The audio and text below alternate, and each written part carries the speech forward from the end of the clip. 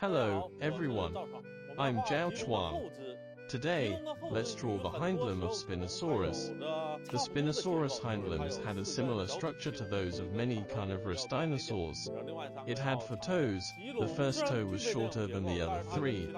But what's different about the Spinosaurus is that its first toe wasn't as small as that of other carnivorous dinosaurs. Instead, it was elongated and could touch the ground when walking. As a semi-aquatic animal, the Spinosaurus' feet became duck-like, with membranes between toes for paddling.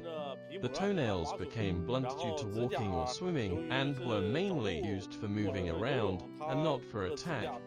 The claws became flat. We should pay attention to these points when drawing. Now let's draw the hindlimb of the Spinosaurus. We draw its left foot. Let's slightly show part of the lower leg first. Then move on to the ankle. Now, let's draw the forefoot. This part is called the metatarsus, which, like many theropods, was made up of 4 metatarsal bones.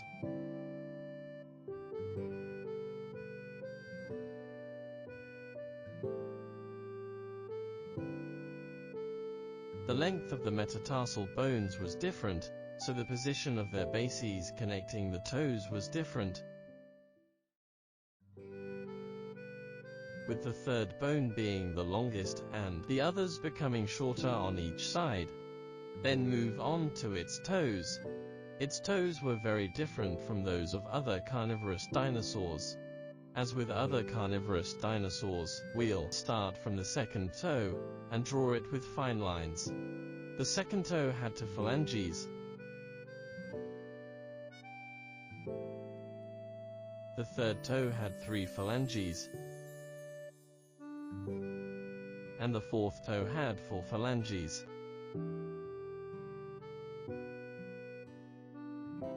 Be sure to draw them with dotted lines. Then go back and draw the 1st toe. Generally, the 1st toe of carnivorous dinosaurs was very short, but the Spinosaurus was long. Next, let's draw its claws with solid lines. Its claws were different from those of other carnivorous dinosaurs. They were blunt and round, and not sharp.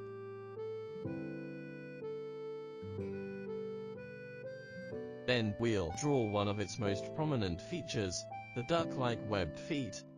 When drawing, first use dotted lines to position them, and then draw solid lines instead.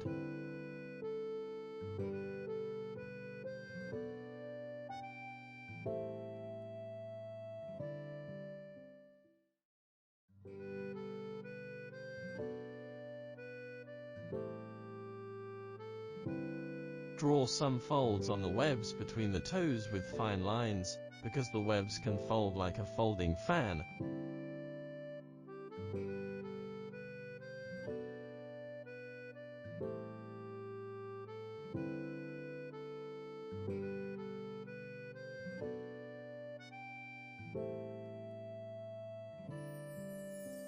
Then draw large scales on the dorsal side of the foot.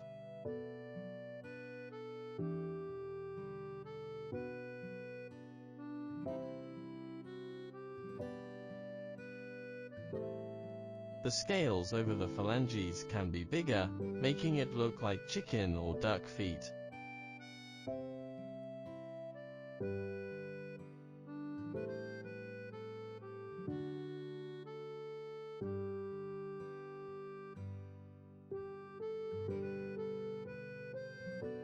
Same here, draw bigger scales over the phalanges, and smaller scales towards the tip of the toe.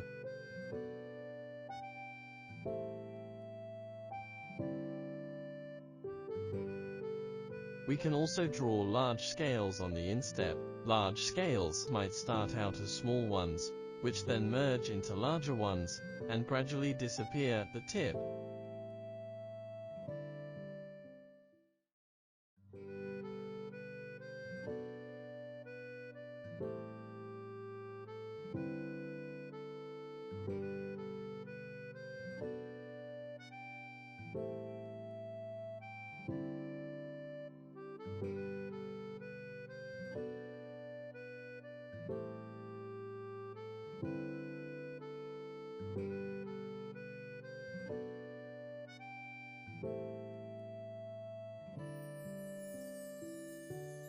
The same goes for the dorsal side of the first toe. Then draw some folds on the ankle joint. Finally, we can draw some fine nail textures on the claws, as well as grooves for blood vessels on the sides. Good, like this, we've finished drawing the hind limb of Spinosaurus.